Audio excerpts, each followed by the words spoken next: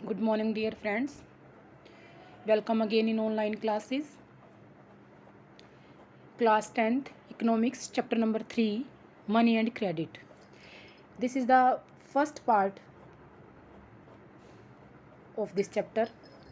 In my last video, we discussed about the chapter with the NCERT reading, and today we discuss it with the PPT. Okay, let's start the topic.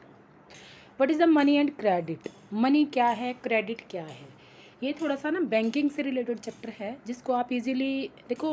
Money जो है हमारी daily life में बहुत काम आने वाली चीज़ें हैं, जिसका किस तरीके से हमने आदान प्रदान करना है, किस तरीके से उसकी देखभाल करनी है।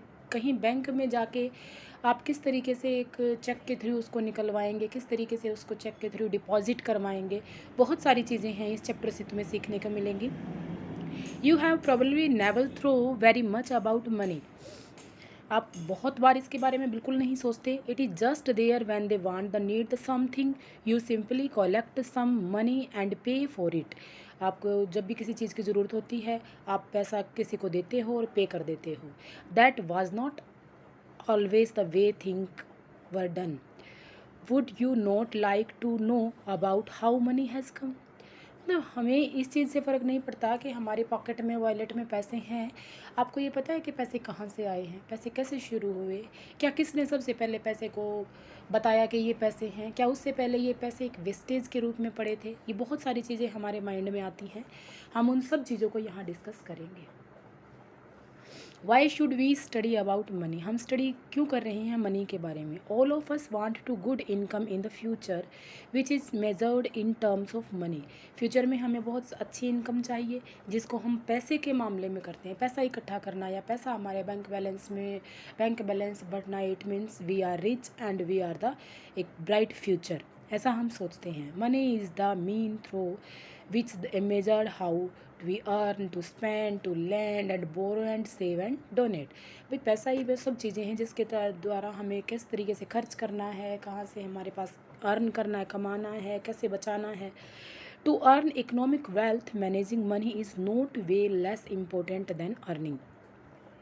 मतलब अगर इकोनॉमिक कंडीशन अच्छी हमें चाहिए तो जितना हम कमा रहे हैं उससे ज़्यादा हमारा खर्चा नहीं जाना चाहिए, जितना हम कमा रहे हैं उससे कम हमारा खर्चा होना चाहिए। Studying about money and credit enable us to make wise economic decision like allocation, investment, saving and expenditure. अगर किस तरीके से हमें पैसे को बचाना है, इन्वेस्टमेंट करनी है, सेविंग करनी है, कहाँ खर्चा करना है, किस तरीके से हमें उसको अच्छे तरीके से एक अच्छी कलेक्शन के साथ हमें उसको बचाना है, तो ये सब चीज़ें हम इसमें रीड करेंगे। इस चैप्टर में मेजर ऑब्जेक्ट्स क्या होंगे, different phases of the evolution of money. हमें मनी किस तरीके से आई उसके डिफरेंट फेजेस देखेंगे, डेफिनेशंस देखेंगे, फीचर्स देखेंगे, functions and the significance of the money, various modern form of money, bank its basic functions, credit terms and credit and their role, sources of credit, capital analysis, role of cooperative and science in capital information। ये सब चीज़ें हम इसके अंदर read करेंगे। सबसे पहले हम शुरू करते हैं how did money evolved. Money कैसे आई। इन द प्रिमिटिव एज, बहुत पहले के समय में, need people were very limited and people by themselves collect everything like food to eat and skin of animals and plants to wear etc. Money are no need to exchange and money. उनके पास ज़रूरत नहीं थी, जिस चीज़ की ज़रूरत होती थी दूसरे के पास वो चीज़ होती थी, एक दूसरे के से वो चीज़ों की सारी चीज़ें पूरी हो जाती थी, तो ज़रूरत ही नहीं पड़ती थी उन्हें पैसा कमाने की। Emerge of exchange. अब एक्सचेंज की क्या एमरजेंसी आई, एक्सचेंज की कैसे उन्हें करना पड़ा। With the growth of the civilisation needs of people started increasing. जैसे जैसे सिविलाइजेशन सभ्यता बढ़ी, लोगों ने सभ्यताएं शुरू की, या जिस तरीके से लोगों की एक समूह में रहना शुरू किया, धीरे धीरे ये सारी चीज़ें भी बढ़ना शुरू हो गई। अब उसको किस चीज़ की ज़रूरत है। People were whose export in product some goods starting taking in as a profession. अब उन्होंने कोई चीज़ों को लेना या बेचना अपना एक व्यवसाय बना लिया। They started collecting others goods and they need from the other producer in the exchange of the goods produced by them। अब वो एक चीज़ दूसरे के तक पहुंचाते थे और वहाँ दूसरे की चीज़ अपने तक ले आते थे।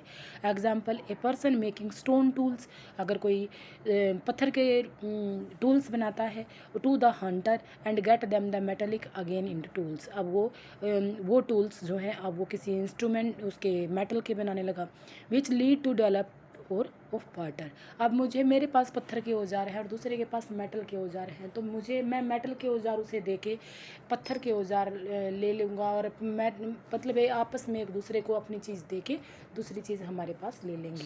This lead to development of barter. Barter का मतलब है वस्तु एक दूसरे से आदान प्रदान करना। इस प्रणाली को इन्होंने जन्म दिया। बार्टर सिस्टम क्या होता है? पिक्चर को देखिए, एक के पास गेहूं है, एक के पास फ्रूट्स हैं। The system of the directly exchange in the which commodities and exchange for some other commodity with in using of any medium of exchange. एक चीज़ का दूसरी चीज़ डायरेक्ट हमारे सामने है, उन चीज़ों को आपस में बदलना, this is the barter system. सीधा पैसे नहीं देना, इन दोनों चीज़ों को आपस में ही बदल लेना। It is the oldest exchange system. सबसे फीचर्स अगर क्वेश्चन आ जाए, what is the features of the barter system, इसमें क्वेश्चनिंग यहीं से पूछेंगे एग्जामिनर, बार्टर सिस्टम किसे कहते हैं।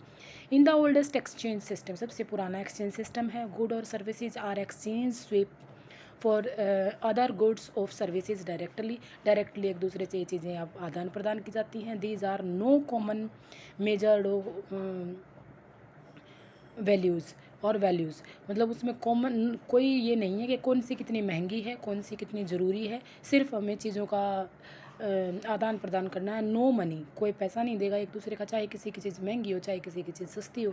Other medium of exchange of use, double coincidence of wants in the exchange of the barter system. मतलब एक दूसरे के पास मतलब double coincidence of wants in the essence of the barter system. Barter system में मतलब ये भी चीज़ नहीं है कि अगर किसी की चीज़ बहुत महंगी है, सपोज़ कीजिए कि मेरे पास पेट्रोल बहुत ज़्यादा है और एक आदमी के पास चीनी बहुत ज़्यादा है, तो ये ज़रूरी नहीं होता था कि पेट्रोल महंगा है तो मुझे उसकी डबल क्वांटिटी देनी पड़ेगी।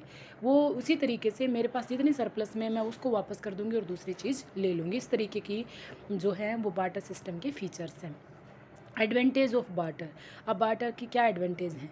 It is the directly exchange system, therefore need could be satisfied immediately एकदम से हम अपनी नीड को ख़त्म कर सकते हैं, हमें वेट नहीं करना पड़ता।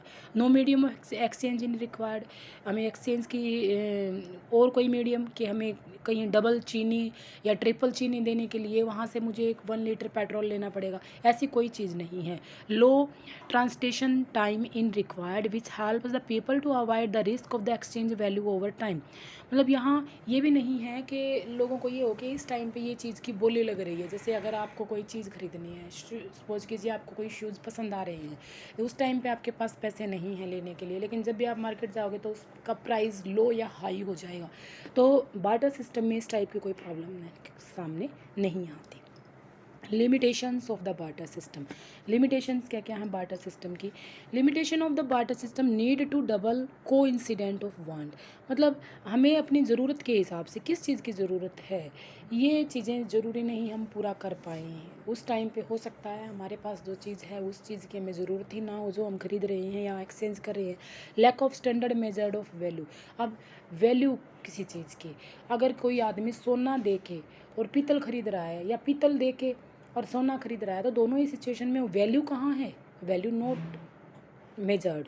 प्रॉब्लम ऑफ डिविजिबिलिटी का मतलब है उन दोनों चीज़ों के बीच में जो डिवीज़न है, जो हम देख पाते हैं कि कौन सी चीज़ क्या महंगी है।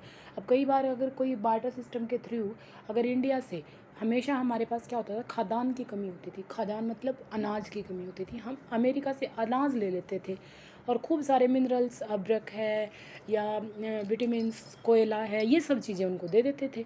तो उसमें क्या होता, उनकी इकोनॉमिकल कंडीशन स्ट्रॉन्ग हो जाती और हम सिर्फ एक्सचेंज किससे कर पा रहे थे? अनाज से, जो कि हमारी पॉपुलेशन खा जाती थी। प्रॉब्लम्स ऑफ ट्रांसटिव वैल्यू मतलब जो वैल्यू आई, ट्रांसटिव वैल्यू जो ट्रांसफ़र होके आई, उस चीज़ की वैल्यू कितनी है, इस चीज़ का हमें बिल्कुल पता नहीं लग पाता था। Deferred payment was note possible. अब उनकी अगर कोई डिफरेंसेस हैं तो उसके पॉसिबल ही नहीं है उस वैल्यू को लेना, ये हमें सबसे बड़ी प्रॉब्लम सामने आती है। ठीक है, उससे नेक्स्ट जो है need of the double coincidence want. Problem कहाँ आएगी, देखो एक सिचुएशन दी है, उसके अंदर भी दी गई होगी ये, जस्ट ए मिनट।